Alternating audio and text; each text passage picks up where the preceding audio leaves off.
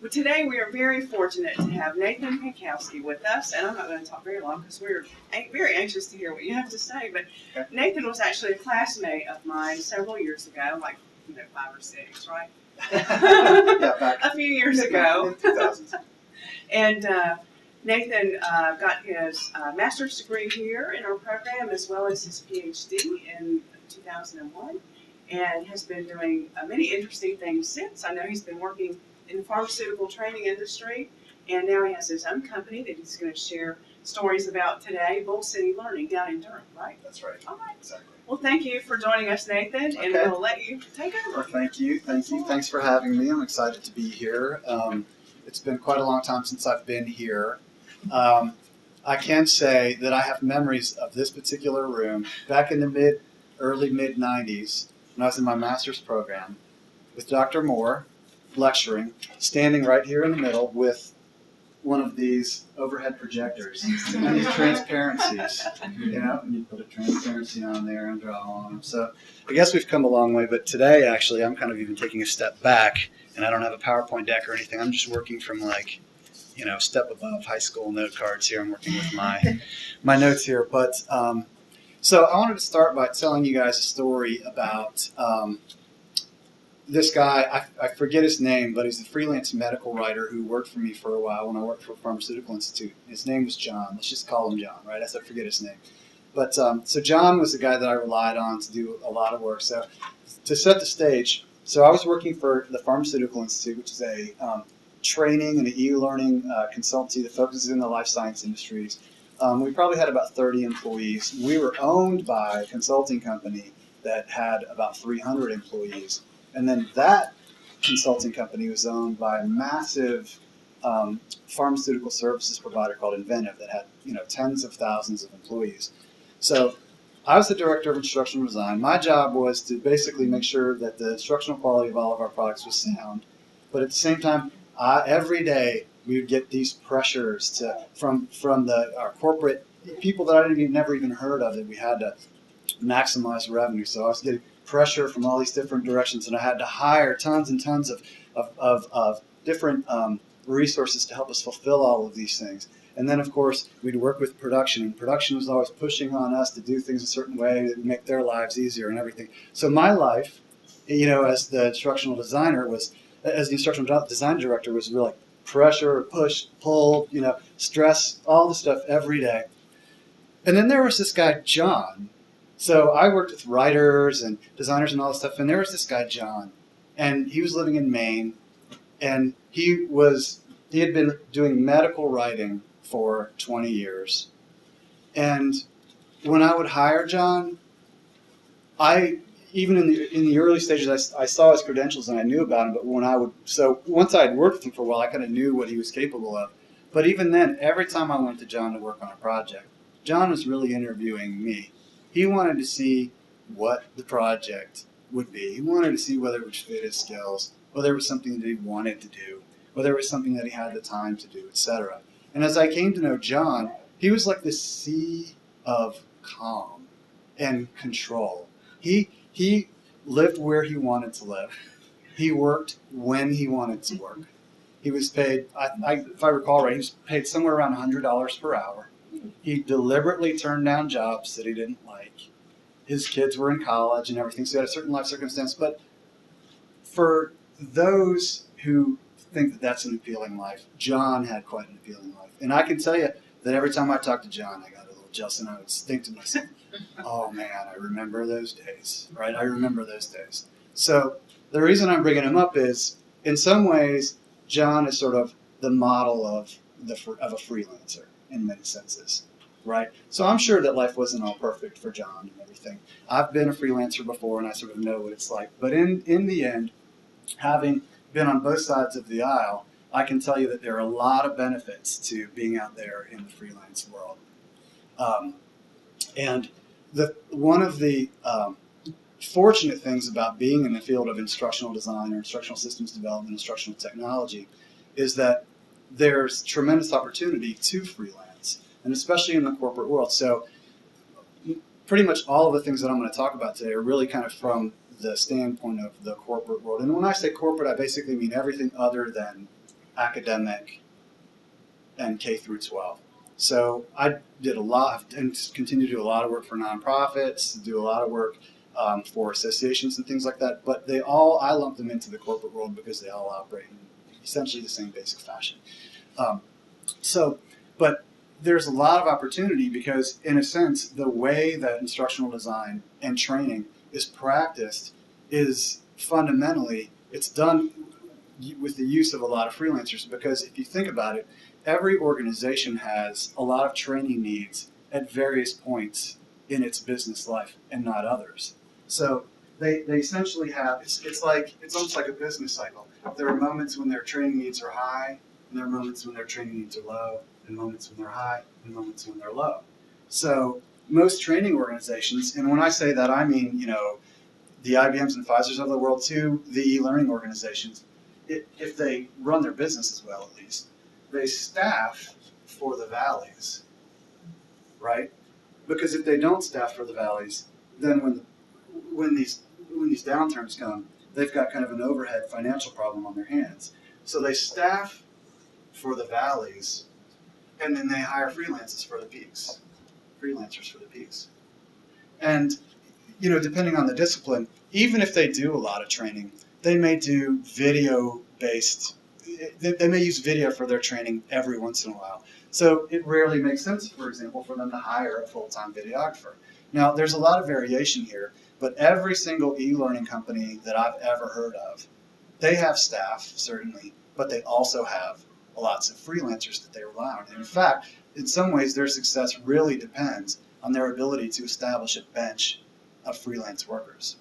So, in a sense, having skills in instructional design prepares people for the freelance world if that's something that they want to take advantage of.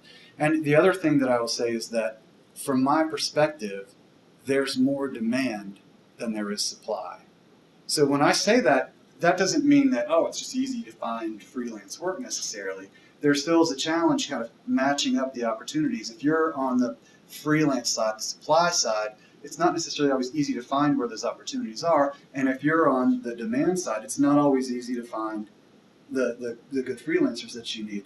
But I can assure you that the demand far exceeds the supply. There are just not enough instructional design professionals just being churned out of these schools. And as a result of that, you actually find quite a lot of, in fact, I would say by the long shot, most of the people that you find out there practicing instructional design, they kind of fell into it. They're either really sort of writers that work on, creating training, or they are graphic designers who kind of fell into developing courses and things like that. So the bulk of the people that are working in this field don't have really sort of any academic credentialing. Now, I'm not trying to downplay that, and I will revisit that in a little bit. But the point that I'm trying to make is that for those of us in the field of instructional design, freelancing is a very significant opportunity. And if it's the kind of thing that appeals to you, there's trade-offs here, but if it's the kind of thing that appeals to you, then it's definitely something that's worth considering. And I think the biggest opportunities are really in what I'm calling sort of the corporate space. The thing about freelancing is that you're not going to get rich, right? You're not going to get, so if your goal is to get rich, you certainly can, people certainly do that in the realm of instructional design. But if you want to get rich, just freelancing in and of itself isn't going to get you there necessarily. And you're not always going to have kind of the same stability and security that you have with the job. But what you trade for that is a high degree of freedom. And my life experience is that, as I got to be a certain age, maybe my mid-30s onward, I started to look at professions differently. And I really started to look at, okay, well, how is this particular job or professional opportunity going to suit the life that I need to have with a family, with kids, with a desire to come back to Blacksburg as much as I can, or the desire to do what have you, right? So freelancing, if you can make it work, can really give you the freedom to do that. So you might trade that upside potential, maybe, but, it all depends on what you want, right? It all depends on sort of what you value and what you want. And I guess the other thing that's just worth mentioning too is that if it's not already obvious, I've been on sort of both sides of the equation. So I've been a freelancer and I've been somebody who's hired freelancers. So I have pretty good insight into this whole world, right? And I will sort of touch on my experiences in a little bit here. But again, though, with the story of freelancing, so the title of the talk was freelancing was sort of the middle one, but it's also sort of like, well, what's life like in the corporate learning world, right? So I'm going to be talking about freelance. Freelancing is going to be the main theme that kind of flows through it. But because I'm talking about freelancing in the corporate world, I'm kind of hoping that we'll get a sense for what e-learning is like and what instruction and other sort of things like in the corporate world. Okay, so first of all, I wanted to talk a little bit before we get into freelancing. I wanted to talk a little bit about how instruction, generally speaking, is created. Really, most of my experience really is in e-learning. I've done a bit of live, but it's really in e-learning. So this is going to be something that's sort of reflected in what we're talking about as well. But I think the idea here is, so what does it look like, and how is an e-learning product pulled together in the corporate world? And the reason I think it's interesting to mention that in the context of freelancing is because when you see how it's done, you can see where there's a need for freelancers and how the sort of skills kind of cluster together, right? So the first thing that I want to mention is, as we all know, that online instruction can look in all different kinds of ways. It's probably impossible to put a rope around it. You can have live, live sort of not face-to-face, but live sort of video-based interactions. You can have sort of academic style. There's just a huge range of let's call them deliverables if you're creating instruction in the world, and that are possible. But in the corporate world, you'll find that they've pretty much narrowed it down to it's like just a box. If a training manager or training director were to walk in here and tell us all about it, a training opportunity that they were looking for someone to help with, before they even open their mouths, I could almost guarantee you, if it's an e-learning project, that what they're talking about is they want you to create a intact tutorial or maybe a curriculum of tutorials. And what I mean by that is a course. It's like a deliverable. Here's your tutorial. It's something where the learner will open it up, they'll hit play, they'll watch what's on there, they'll go through the process, and in an hour or 30 minutes or whatever it is, they're done, boom, bye, thank you. So that's the product in e-learning in the corporate world that is most typically created. You can maybe try to convince them to think a little bit outside of the box or think a little bit more broadly. And in some cases, you have something that's more complex, but really the complexity usually comes from just creating a whole bunch of those. So in general, we're talking about creating instructional media, right? So when in the corporate world, and I don't know, this may not just be exclusive to the corporate world, but essentially, usually, the deliverables are going to change a little bit. Usually what you have is you're going to be creating something that's like what I call a scoping doc, which is just a document that kind of, maybe it's 1 to 3 pages that just sort of describes your objectives and what you're going to try to accomplish. The next one is, let's call it an outline. The next one is which is an outline, right? The next one will be a transcript, which is a verbal articulation of all of the course content. The next one will be a storyboard, which is basically the transcript with pictures, like a comic book. And then you have a bunch of production deliverables. I'll lump them all together and just call them sort of production deliverables. Alpha, beta, et cetera, et cetera. So those are the major deliverables, and you can see that. Well, I don't know if you can see, but these are all basically from here to here. You essentially have what I would call sort of verbal content or written content. I mean, in the end, it might not show up on screen as writing, but you've got someone. The job here is to think of what's the best way to teach? So first of all, you got to find out, okay, what are the overall objectives? What is it that what's the best way to teach this so that people are going to learn it, et cetera, et cetera. So I sort of lump these into a single discipline, and for now I'm going to call this the written stuff, because the ID, this is where we have the ID or the writer that comes in. Over here, with the production deliverables, you essentially have two disciplines, graphic design and development. So in circumstances when you have a big team and you have lots of different people, there's a lot going through and you have lots of different people working on it, you typically have, and I've been in that world, you typically have one individual who takes the project from here to here, and then at this stage, you'll either hand off to a graphic designer, or even sometimes with storyboard, you hand off to a graphic designer, and then that graphic designer hands off to a developer. Now there's collaboration along the way, but where I'm leading with this is the basic kind of roles that are involved. So where are the opportunities for freelancing? So where I'm going is what does a freelancer look like, right? So typically you're going to find three types. So this is the process, and you've got basically three types of freelancers. And in general, folks are rarely really sort of hiring specifically for this. So if you're going to come in as a developer, as a freelancer, you usually have to kind of bring this skill set to the table. So in general, we've got instructional designers and writers and the production people, okay? So when I would hire people, I would hire someone who had the skills to do all of this. We would also hire graphic designers, and then we would hire developers. So that's when this is full-time work and also for freelance work, all right? Let's see, anything else about this? So if you're going to go out and try to make it as a freelancer, or try to become a freelancer,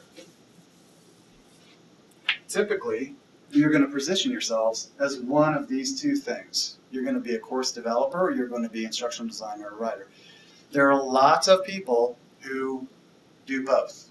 The way they brand themselves is they can do both. And my experience is that on occasion you can find people that can do a pretty good job at each of these. They do pretty well. So they do pretty well here, pretty well here, and pretty well here. Or they'll do really well in one of them and kind of okay on the others. And for a lot of clients, that's good enough.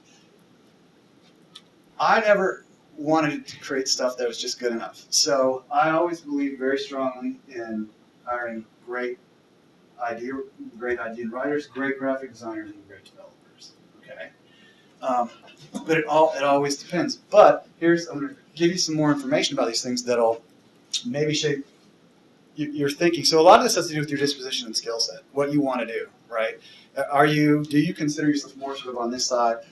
I'm of the opinion that all of these things that you're learning when it comes to instructional design, educational psychology, and all of these things are most useful and deployed on this side of the equation.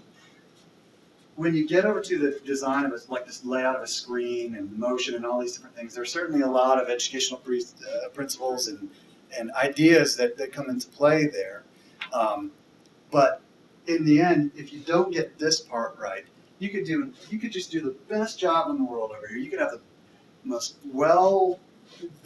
perfect graphic design, perfect motion design, everything's working with your LMS, but if you don't get this part right, no one's going to learn from it. So that may be the reason why the pay ranges, so for this, would say the pay range is going to be from, you guys can stop me if you ask questions or lead me in a different direction if you want to. The pay range here is probably going to be like 55 to 125. Okay, so as a freelancer, these are going to be typically your ranges. Once you're able to present the story that you're capable of doing this, these are the ranges that you're typically going to see. And the reason, and these are what I pay. This is what I pay and get paid. So here's my, so why is that? Well, why are these guys a bit lower and this is higher? So there are a lot of reasons. So one is that I don't want to ruffle anybody's feathers, but the bottom line is, in my view, learning how to use articulate storyline or something like that is a lot easier than learning how to do this. Learning how to do Flash, no one is doing that anymore, but learning how to do Flash, it's got its challenges. I don't want to make it sound like it's easy, and you can certainly go very deep in Flash, but in the end, that is easier than this.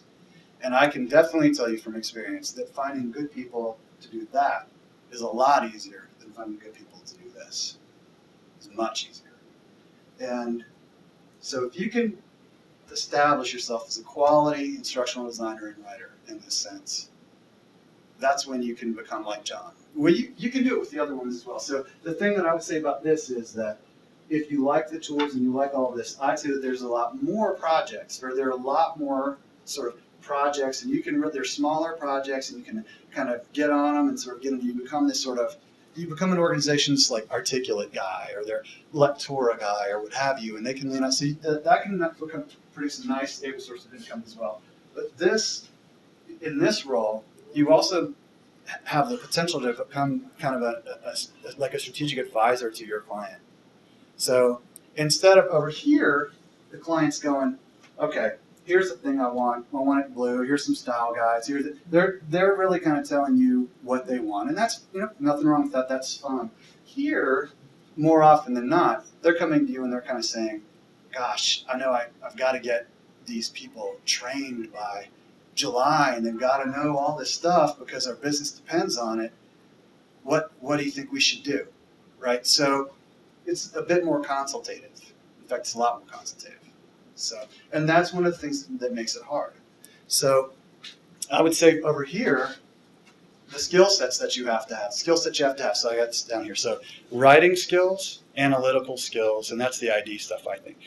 Creative skills, and then consultative skills. And if I had to, if I had to pick any two, as an instructional designer, I wish I could say that it was the analytical skills. But in the end, if you can't write, you have to be able to write well. No matter what, you have to be able to write well. And then the second thing I would say is the consultative skills. And that's the trickiest part, and it is the thing that will really kind of make that is the thing that's going to push the spectrum forward here for you. And by consultative skill, I mean the way that a request is going to come in most typically is I want to train somebody. We've got to get 800 people trained on the Affordable Care Act by July. Go. Can you do it? Yes. Go. Okay. So go. And then what you have to do is take that request and you have to try to interview the sponsor and figure out what's their intent. What do they really? And sometimes they don't even know. Like sometimes that's just a request that came down from their boss. Or they'll say, there's some subject matter experts. Go talk to my subject matter experts. So you go talk to the subject matter experts, and they know a lot about the topic, but they can't speak to the organizational need. They can give you all kinds of information, but they can't really tell you what the learners really need because they're not involved in these strategic planning sessions where they know what's the strategy of the company. So you've got to have great consultative skills, and there are politics involved. So you'll go talk to one subject matter expert, and he'll say, you got to do it this way and all this stuff. And then you go talk to another, and she's like, well, you got to do it this way and all this stuff, and they conflict. And you take it back up to the sponsor, and the sponsor is kind of afraid of the subject matter experts because they're like, and so they don't sort of know what to do, and they won't give you So my point is that you're left if you're in this position, you're left holding that back. That's your job. You're the one who's got to figure that out. So that's among the reasons why. And you can develop all of that stuff. You get used to it, but it's the job too. So, I used to complain about it for a little while, and then I guess at some point I just sort of learned, well, that's just part of the world that's just sort of part of that world. Okay.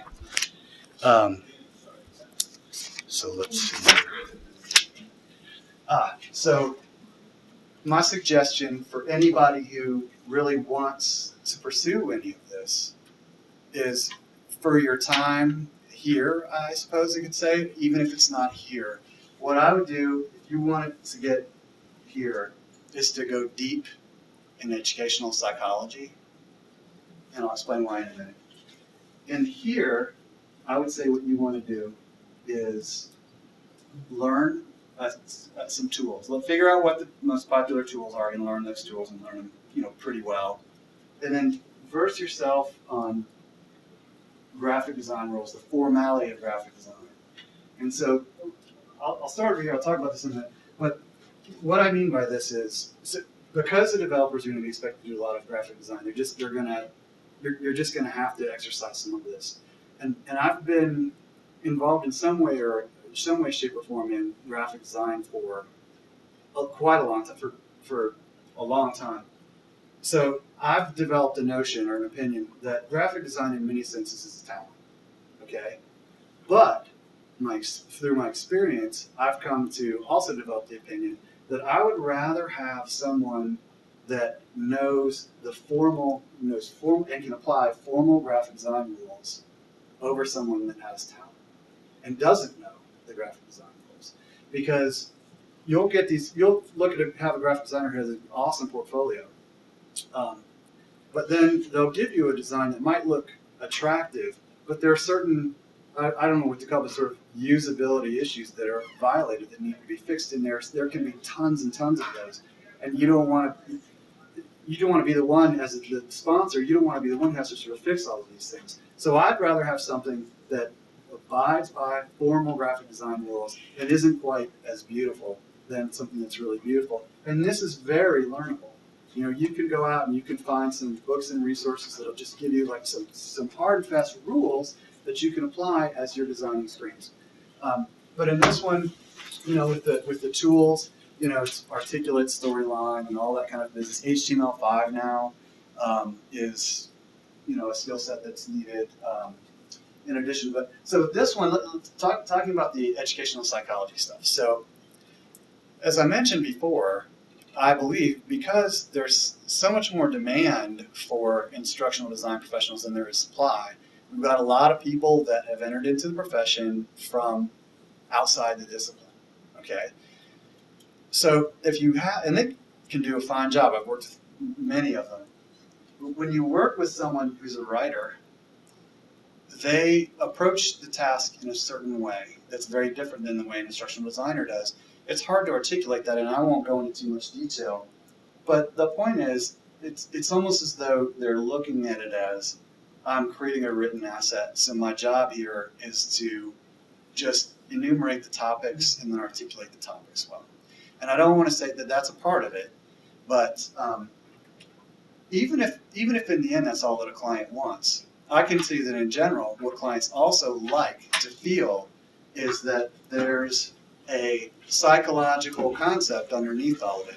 Clients very much want to feel that there's a psychology underneath it, that what you're giving to them is founded on research, that it's going to produce some sort of learning outcome.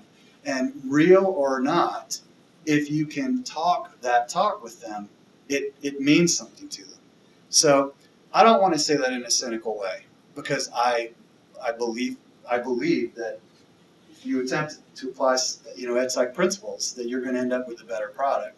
But there are a lot of projects where you're boxed in so much because of project constraints, maybe timing. They already know what they want to do. Someone else produced something and you have to make it look just like that thing. But even in those circumstances, clients get a lot of comfort out of if you can say, well, we're creating this using the such and such theory and this such and such model. So it's not just applicable and helpful when you're actually creating these deliverables, but it's helpful in dealing with clients. And it is one of the things that will set you apart from writers who are competing for the same jobs. So that's my recommendation there. Oh yes, another thing for for the folks on the development side is, of course, you need to get intimate with SCORM and LMSs and all that kind of stuff. So if you like all the techie things, that's the place for you. So now I'll start getting into more advice here. I'm just about finished, but so for everyone, my advice to you all is if you actually do think that you want to freelance, if you think that this is the sort of thing that you might want to do, I strongly recommend that you find a way to create a portfolio, a meaningful portfolio in your time here.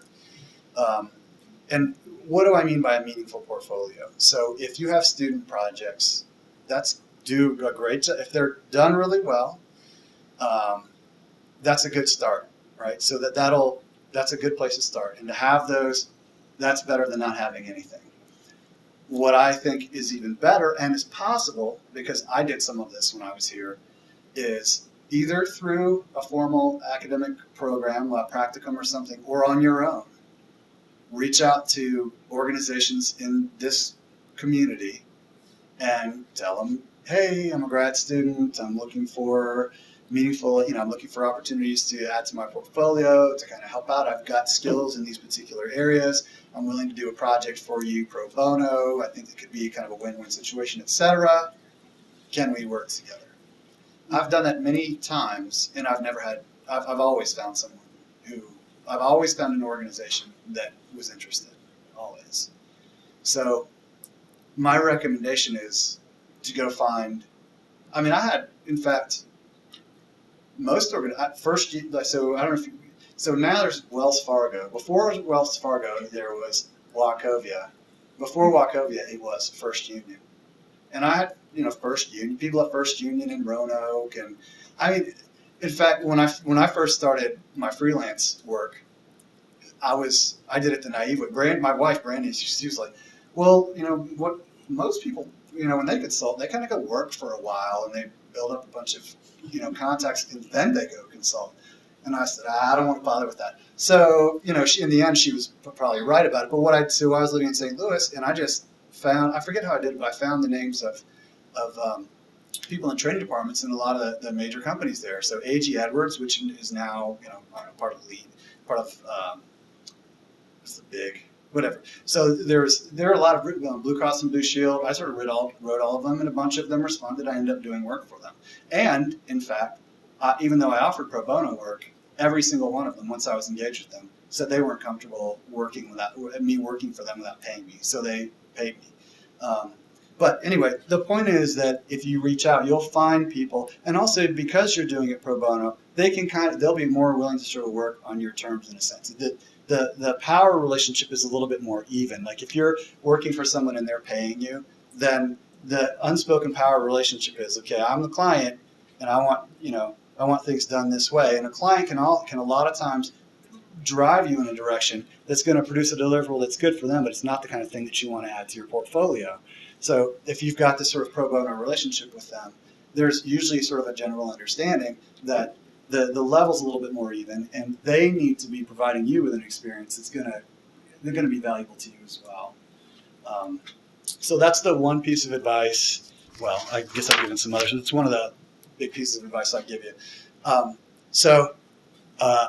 A couple of other things here. What are we? We're good. We're good. Our picnic doesn't start till noon. So. Okay. All right. Well, so I'll stop here. I'll try to go quickly through these last few things. But so there are a couple of sort of attributes that I think that you should have if you want to get out there and sort of be a freelancer and sort of operate in this world. So one of them is just something that I'll just call hustle. You have to have a little bit of hustle, okay?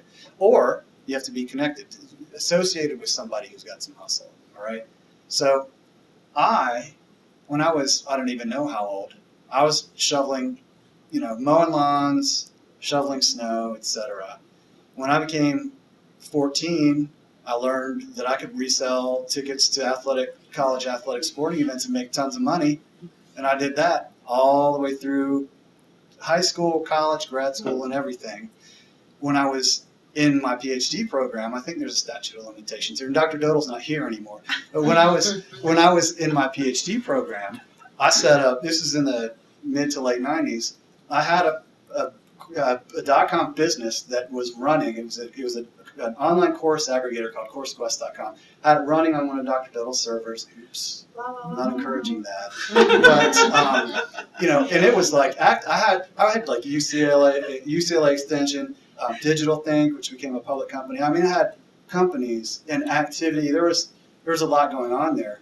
And then right after that, I started I freelanced for a while, and that grew, and it became a consultancy. I sold the consultancy to a management consultancy firm, and I became a management consultant. And all management consulting is hustle. All it is hustle through the whole straight thing. So the point is that if you have a little bit of that in you, it definitely helps, because you're going to have to go out and find work. And even when you find work, it's helpful if you have an eye towards your client's business, and you can constantly look at and go back to them with ideas about what's good for their business. Oh, by the way, I noticed that you're training all of these people and we're doing all of these things, but we're training all of your sales reps, but what are we doing for your managers? Like your reps are all going to be trained on this, but if the managers don't support what the sales reps are doing, they might just go back to their old habits. You got to have, what are you doing with your managers? Well, hey, why don't we create some training around the man? So the point is that it's having that kind of hustle is very helpful. And if you don't feel that you've got it, you don't have it in your history, then associate with yourself with someone. Kind of connect with somebody who's got a little bit of hustle. And that can just be a staffing firm. It could be a staffing firm, or it could just be someone that's got sort of complementary interests. The other thing is fortitude. This cycle that I drew up here applies to freelancers. Where here's what your income is going to look like, and it's like with the stock market, right? You go through one of these, and you're like, oh my god, look, I went from whatever 100K, and now I'm down to 25K. Is this the end? Do I have to sell my car? And you start to get, so when you're freelancing, these emotions, there are emotions that are involved with the ebbs and flow of your work. And I mean, for years of doing it, you get one of these peaks, and you're like, okay, is this the end? Am I, the rational part of it is like, well, no, I've been doing this for 3 or 4 years. I've been through, but so it's sort of having the fortitude to kind of manage your emotions as you go through this and try to stay at the keel. If you've made this work here, you can probably make it work there again when you're here. If you've made it work here twice, having been through one of these, you can probably get back there again. The more that you go through it, it helps to kind of establish that sort of fortitude. The other is having to do with the way that you manage your clients. You can be the best, you can be the A+ in everything, your best client manager, best deliverables and everything. But the fact is that there's personalities, there's politics. Not every project is going to go well. There are going to be projects. You're going to have upset clients. It's going to happen. It will happen. It happens to everybody. So the way that you react to the upset clients is more important than whether or not you have upset clients. Certainly, if you leave in your wake a trail of upset clients, then there's an issue, right? But in general, everyone's going to have upset clients. It's the way that you respond to them in a rational, sort of calm way that essentially, focuses in on the problem in a fair and just way. So that's what I mean by some fortitude. And the final thing is to say is a network. So nobody, you say, oh, you got a network. No one likes networking. It's like, oh, I'm making cold calls or something. Who wants to network? But what I mean by networking is you're going to need a network of other instructional designers, because you get a lot of work from other instructional designers. Okay, so you basically reach out. You're going to get, if you're busy and you don't want to take on any more work, you're going to need to hand that. It's helpful if you can hand that work to somebody else and vice versa. So if you get networked in with other instructional designers, and that's a very non-intimidating, non-threatening way of networking, because you can just sort of talk shop, right? You don't have to. You're not necessarily selling. All you're really doing is sort of going out and meeting more like-minded people. The other thing are other vendors. Obviously, you want to network for clients, but the other thing are just other vendors. And what I mean by that is, if you decide that you're going to be on the writing side of things, you're going to have, and you don't want to both do the development, then you're going to have clients that are still going to come to you, and they're going to say, well, I want you to, what I really want from you is to not just do the writing, but to take me from here all the way to the end. And so what you're going to want to be able to do if you want to take that on. If you of course have the choice of saying, well, I don't do that. That's not what I do. I end it right here. But if you want to take that on, then what you are going to need then are a network of graphic designers, course developers, and things like that. So I have a network of graphic designers and developers in the U.S. and throughout the world. So that is a valuable thing that you can bring to the table because I can assure you that there's a lot of pain in developing that network, right? So you have to vet people, work with them, figure out the ones that are going to work for you, and figure out the ones that aren't going to work for you. And the process of figuring out the ones that aren't going to work for you is where sort of there's pain there. Let's see. All right, so I'm just going to jump through here because I think we're running low on time. But the final bits of advice I'm going to give you here are, so use your education to differentiate yourself, as I talked about before. Very practical stuff is, I recommend, if you're going to do this, is get yourself a budget. This gets into the personal stuff, but when you're a freelancer working from home, your personal life and your professional life there's a high risk that they're going to become merged. And if you're okay with that, then fine. But a lot of us don't want that to happen. I don't want to gravitate into the point where every time I have a spare moment where I'm not doing something with my kids or my wife, I'm going off and doing work. So there are things that you can do, and I can't go get into all of it. One of the big things has to do with your finances. So you can start getting checks coming in, and one way you can do is you can just take the check, put it in your bank, put it in the bank, and then that's there. So when you write checks for the groceries, and you sort of burn through it and all that kind of thing. So there's a big risk in doing that. So number one is that there's the tax issue. If you're working as a 1099 and not a W-2, then you're going to have to pay taxes on that at some point. So you might, if you get paid $5,000, you might spend it all in a month or two or whatever it is, whatever your burn is. But what that means is you're in the hole. You're actually, by doing that, you're in the hole like $2,000 or $1,500, whatever your tax rate is. So here's the way that I learned to manage it is I established a separate bank account, separate from my personal bank account. It was for the business. Every time I got paid, the money went into the business account. And the only time that money came out of the business account was when I had something I could legitimately claim as a business expense, or when I was paying myself. And when I paid myself through a payroll service. For $20 a month, I had paychecks. And they would call me every month, and they would say, do you want to pay yourself this month? And sometimes I would, and sometimes I wouldn't. And when I did, they would ask how much. And then they would cut me a check, and it would have all the taxes taken out, Social Security, and everything paid for. So, and you'll get your receipts and everything at the end of the year. They'll give you a statement that you can submit to your accountant, and you can sort of get it all paid. There's another reason why that can be extremely beneficial is that if you really commit to doing this, you don't want to just stay a sole proprietor. You can, but the problem with it is that if you get into an issue where you get sued, all of your personal assets are at risk. So somebody can come after your house, they can come after your car, any of your personal assets. Whereas if you form an LLC or a corporation, if they come after you, push comes to shove, you can just declare bankruptcy, shut down the corporation, and in the end, it's resolved. I mean, it has credit. I don't want to make it sound like that's a trivial thing to do, but the point is that you're protected to some extent. So back to the finances. If you form a corporation, and there are two different types, S corp and C corp. If you form a C corp, what essentially will happen is you get paid in two ways. You get paid through dividends and through your salary, and you get taxed higher on your salary than you do through dividends. So what will happen is here's your big nut, right? So your clients are paying money into this account. You're paying yourself dollars out here through payroll, your monthly payroll, and everything else stays in here. So at the end of the year, you can draw all of this down, declare it as a dividend, and let's say that this is taxed at whatever. Let's say that that's taxed at 5% rate. This will be taxed at, I don't know what the rates are, right? I'm just talking in principle here. This will be taxed at like a 28% rate.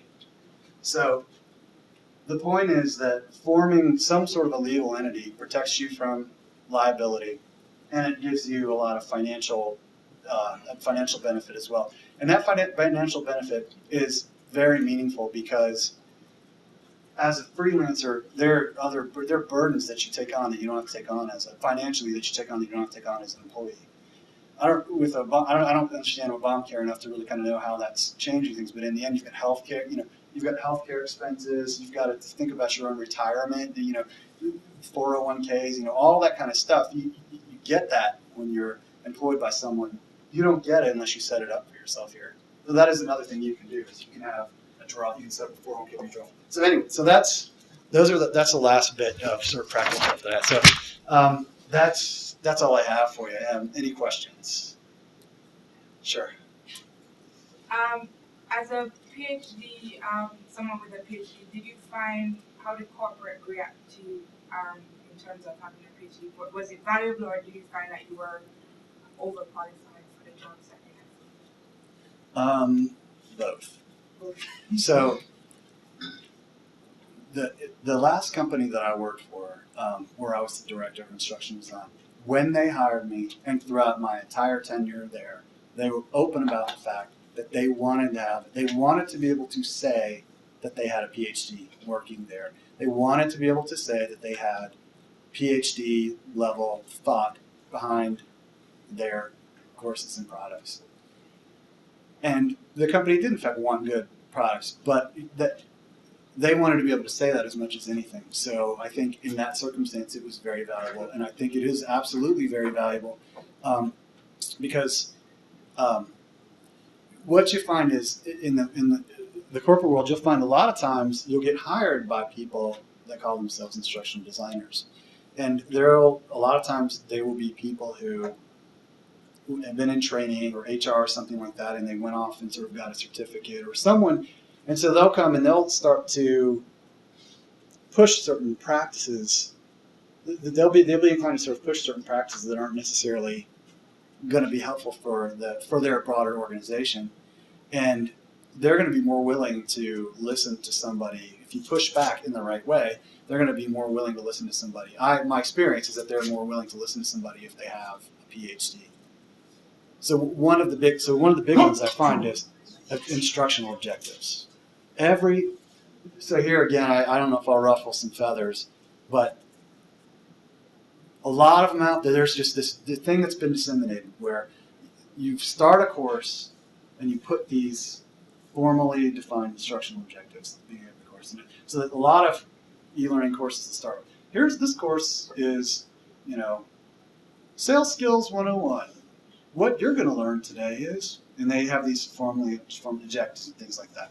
And so the effect that has on learners is that so everyone's told that's the way you're supposed to, but the effect that has on learners is they just go, because they've been through tons of courses like that, and they're just like, oh my God, not another one.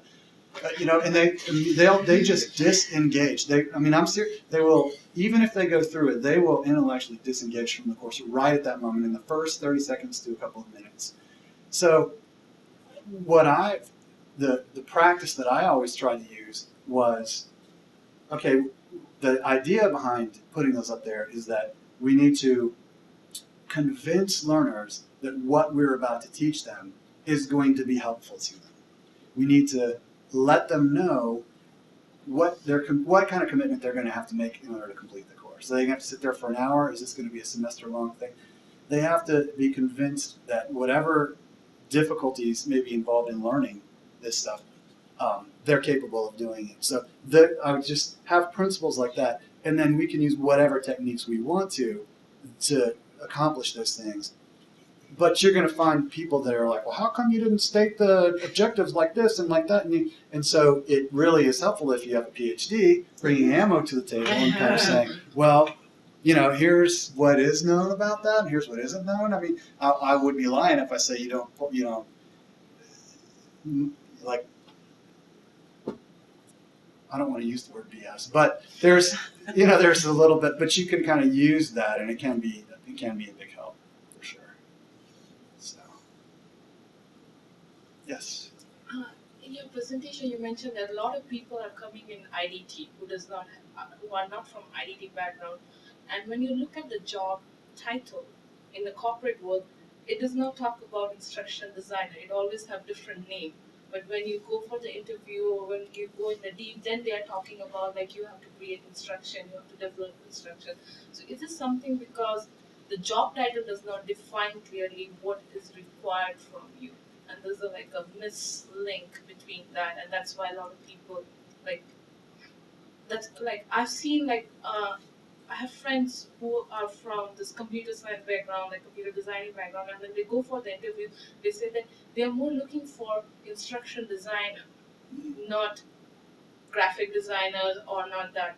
But the job title does not describe that, and it is like a mislink, and that's why a lot of people coming in from different fields, they just hire them. Right.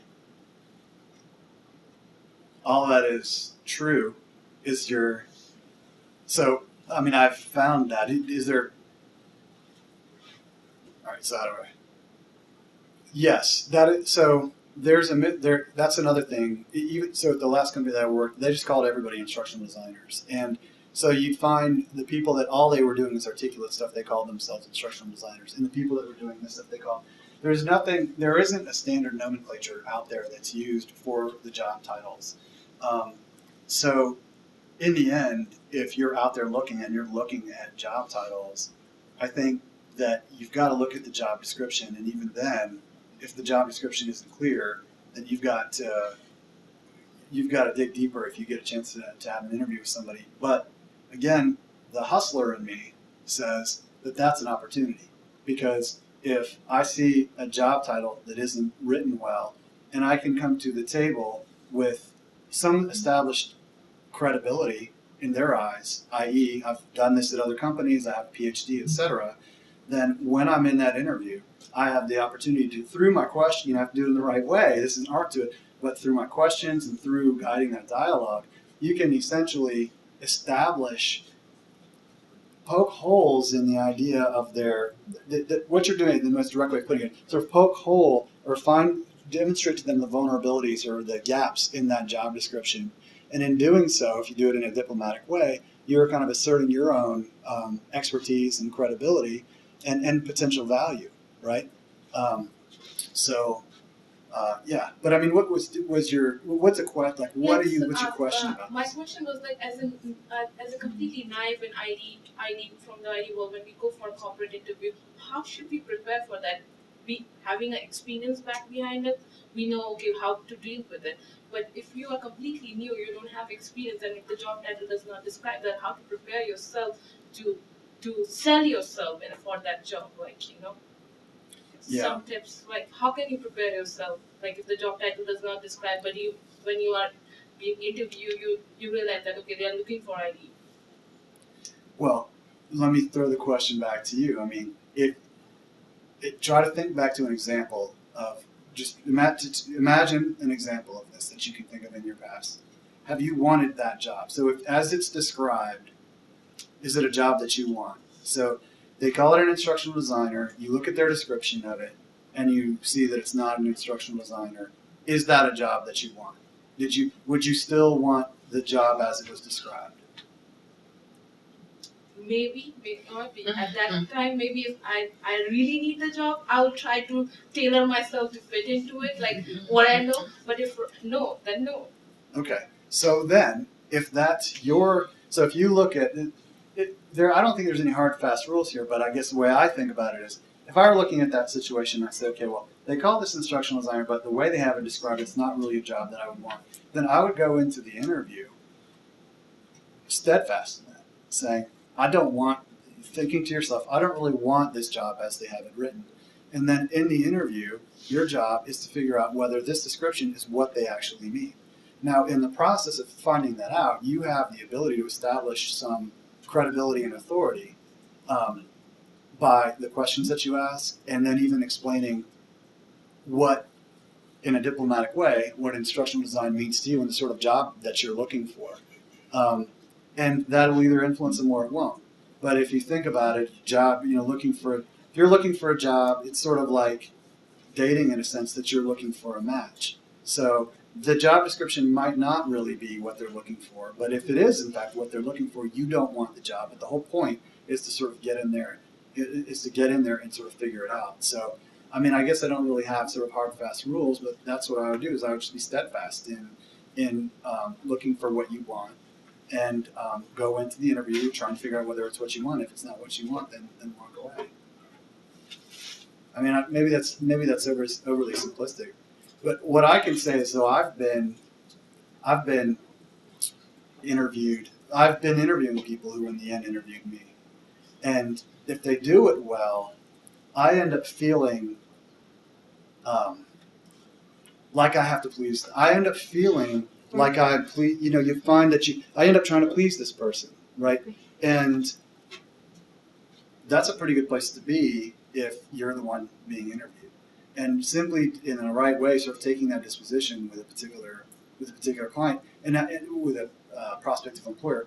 And in fact, I would say that one of the big things that this is maybe a different tangent, but one of the things when I was at the Pharmaceutical Institute was because of their parent company had this philosophy about pleasing clients. They were a management consulting company, fundamentally different than an e-learning company, and they had this philosophy that was, if you go in and a client, you are always pleased with the client. You always do what the client says, and if we lose money on it, then we lose money on it. But you got to walk away with the client being happy. Okay, so, and they say they attribute their success to that. Okay, so great for them. But what I've seen is that I've worked with some fairly established agencies, and I've worked with some very experienced vendors, freelancers, and I can say that one of the patterns is that the agencies and the freelancers that have been the best, the most professional, always established hard boundaries. It was like the landlord who you rent from them, and they say if you don't get the rent to them in 5 days, you're paying 25%. If you turn it in the next day, you're paying 25%. That's the way that these vendors work with their clients. They come in and they essentially say, okay, it's like they're saying, we can succeed for you, right? I have done this before, and I know how to, I've got a ton of experience, and I can help you accomplish your objective. But I'm only interested in jobs where I can succeed. It doesn't help you, and it doesn't help me if I can't succeed. So here are the conditions that I need to have in place in order to succeed. Now, you don't talk like that, right? You don't talk that directly, but because I've been on the side of those speaking to me like that, and I can tell you that works. It absolutely works, and it establishes a more respectful relationship between you and your client. I've seen tons of clients be utterly abusive. Once you get, it's not that this is anyone's intent, but once you take a submissive position with the client where you're going to do whatever they want, then I've seen that be abused so many times. And the healthier relationship for everyone going forward is, in fact, and so I mentioned this client relationship, but I think it's the same with an employer-employee relationship. It's the same thing. You have your needs that have to be met. They have their needs that have to be met. The bottom line is that you try to find the middle ground. If you don't find the middle ground, then walk away. It's not worth, again, I'm going after it, but I don't think there's any job in the world that's worth giving an ounce of your soul to. And I've seen too many people really suffer from that. I've genuinely seen it. And so if you really are in financial need, that's fine. Take the job. Take a job that maybe isn't a great fit. I get that there are realities that we all have to conform to, and we're all not rich, and we don't all have the privilege of being able to pick whatever job we want. But in the end, I think that it's healthier, and you establish a healthier relationship with your employer or your client or what have you if you attempt to stay true to yourself and walk away. If you think your employer is asking you to do anything that's going to compromise something that you want for yourself and your own beliefs, then I think you should walk away. And I believe that with employers, with clients, whatever. I have 2 questions. Sure. One is, as an international student, I'm wondering how do you get into freelancing within the US kind of system? The way you're talking is easy to me for somebody who is here. Plus, there's that whole idea of we just are not trained to go find people and ask them, can I do this for you? Can I do that for you? Which I understand now that it's a absolutely necessary thing. But my first question is about that. How would somebody from outside of the US be able to get to these opportunities? And the second one is, which is I think an easier question, is there opportunity for research while you are freelancing? Okay, so those are great questions. I can't speak from experience on this because I haven't had the same challenge that you're talking about, but I've worked with people internationally, and I can say that I've looked long and hard for people overseas that could help me on the front end of the writing, instructional design side of things, and I've never ended up working with them. I've worked with people all over the world on these other sides of things, but so if there are other people like me, if other people hiring freelancers like me out there, I think that there's a desire for that. What I would do if I were you is I think that it's going to be harder to make your case to someone who's a training manager in a corporation. So if we look at essentially in a corporate world, in the end, the buyer is, you look at the chain of money, the chain of dollars. Yeah, let's just call this IBM, right? IBM, big IBM. And then you have small e-learning or whatever, training vendor, if it's not e-learning, what have you, but e-learning vendor. So IBM hires the e-learning vendor, and there's a training manager here who does the hiring, or a learning director, whoever does the hiring. So this is the e-learning vendor. So, and then there's the e-learning vendor. We'll have a team, but they'll also work with freelancers. Okay, so here's the freelancers down here.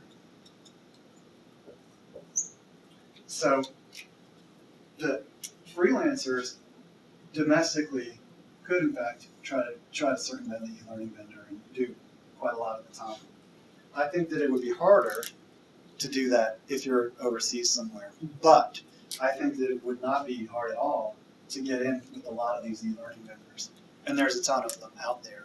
There's just custom e-learning as if you don't create any content, if you're just a company that just, hey, come to me and I know how to take information and transform it into something that people can learn from. If that's your basic value add, there are a lot of those out there. It's a very fragmented industry. Usually you'll get to the really successful ones will get to about $6, $7, $8 million, and then they stop there. And either they're happy with that or they start trying to buy others, and then they have problems, and then they die 5 or 10 years later. So there's not this huge, so there's a ton of these. I have an Excel spreadsheet that has 400 lists that and it took me a long time to create it, but I did all this good. So what I would do is when you're ready, and what I mean by that is when you have LinkedIn, you have your LinkedIn page set up, you have your resume all tied down, you have a good portfolio that you can lean back on, and all this stuff.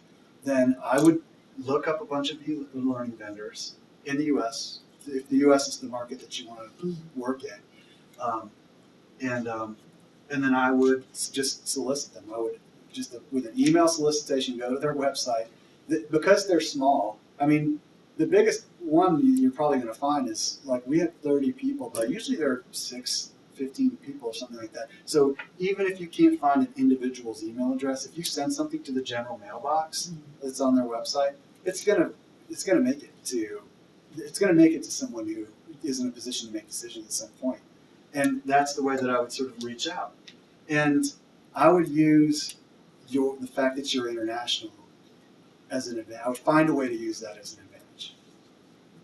The reason I ask the question is because simply where I come from, if you ask anybody what is instructional design, nobody knows. People just have no idea what to.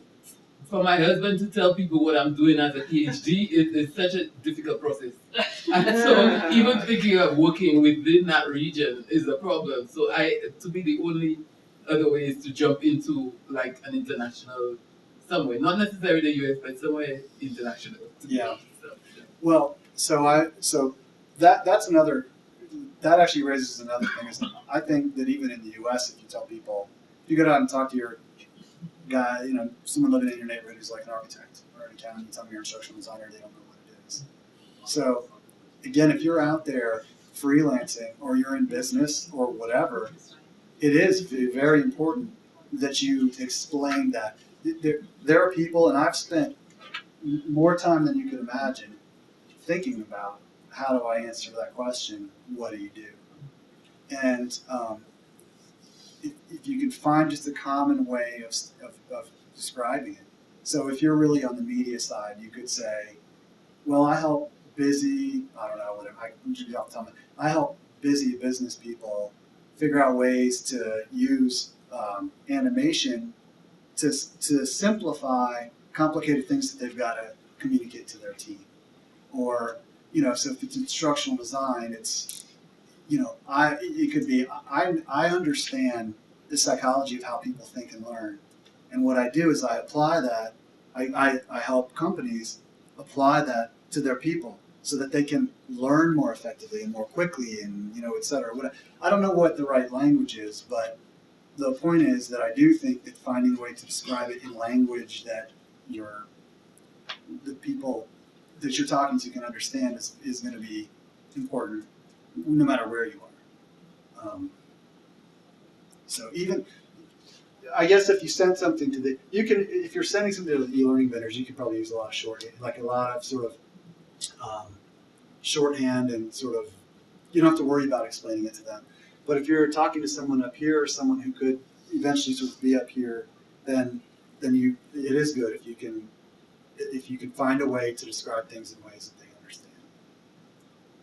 I think based on my experiences, I have observed also from some online training or online publishing companies, they have been looking for instructional designers such as times.co.uk and then businesseducation.co.uk because they always post a vacancy for those who are interested in joining them as a kind of a course designer. They always post that. I think it's more like online work, probably like freelancer. And maybe some people can try from that, at least to have like a taste, at least for the worldwide experience. But I just wonder sometimes about one thing probably, which is more administrative, like payment. How do you when you deal with people from outside your country, how do you make sure that they are really trustworthy? How is the relationship established? Well, I think that I could be biased here, and I've never answered this question before, so what I say may or may not be committed to this comment. But I think that this group takes on more risk than this one does, mainly because more than likely, if you engage in a contract, it's going to be a contract that is binding in the U.S. and not binding in this country right here, which means that this vendor is really more contractually bound than the freelancer down here, and it's very impractical. Let's say that I'm working with someone in India or Turkey.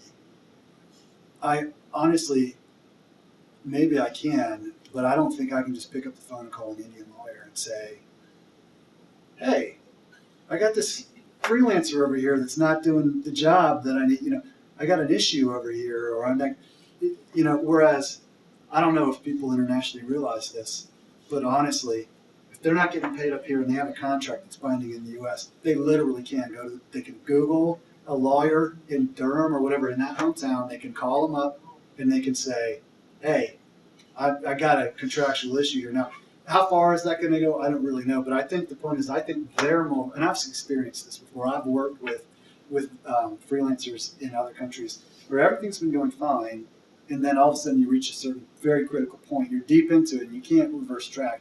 And they say, oh, you know what? I want to get paid more, and I'm not giving you any deliverables unless you pay me more. And in the end, if what they're asking for in addition isn't too much of a burden, and the client, you value the client, then in the end you just have to pay them more. So I don't know if it really doesn't answer your question about how do you make sure that they do it, but there are a couple things that you can do. There are two firms that you can use that will completely get rid of any risk. One is called one's called Odesk, and the other one is called, it's got a really cheesy bad name, but I've used it before and it's good. It's like I forget what it's called, but I could email you guys. But it's something like Developers for Hire. It's based down in Florida, but what they essentially do is they're kind of aggregators for freelancers and buyers. But the real value add, the most valuable thing that they have is they have an escrow system. So what will happen is if you post a job through Odesk, you'll get people responding, and if you hire someone through Odesk, you don't even have to post it through Odesk, to be honest with you. You can hire someone offline, and then once you decide to hire them, move the whole thing to Odesk. But then what will happen is you post what the total amount of the contract is. And Odesk is international. Most of the freelancers on Odesk are from all over the world. There are very few in the U.S. You post. So if I'm the buyer, I'm the one who's hiring. What you do is I'll put a job in there. I put the contractual amount, I describe it and everything. You formally submit an application. I hit hire, and then once it gets hired, I submit payment to Odesk, and Odesk holds it. And then what happens is we go through the process, and you either get paid through milestones or you get paid just by submitting hours. And so what will happen is you'll submit a request for payment, and then Odesk will turn around and go to the vendor and say, the buyer and say, your freelancer has requested payment. Did the freelancer meet the obligations for this payment? And if they say yes, then it gets released. If they say no, then they have a mediation. And for the one in Florida, I wish I could remember its name, but it's been around for a long time. The one in Florida has formal mediation, and you basically describe exactly what you want as the buyer. And when they go into mediation, the freelancer hands them the deliverable, and they look at the job description, and then they render judgment. They say the freelancer either did or didn't live up to their obligation. So it really does help to mitigate risks because they're holding the money, and in the end, they don't really have any stake in it other than just trying to make sure that what happens is fair. So there are things like that. So Odesk is the big one, and I can't believe I can't remember this other one. But there's another good one that does that too. Does that make sense? Yes. Can you write a list down there? Write it down. Odesk. It's Odesk. They were just. I think they were either purchased by or merged with like Guru.com or Freelance.com. One of those big freelancer boards. And in fact, it's funny that you say that because one of the things that I feel like they don't really the thing that they don't get about their, I guess maybe I'm not. This is again the hustle. I can't keep the hustle in me. They look at their businesses as, oh, I match up buyers and freelancers. But in the end, I don't think that they could exist without that escrow thing. The escrow thing is really the value there.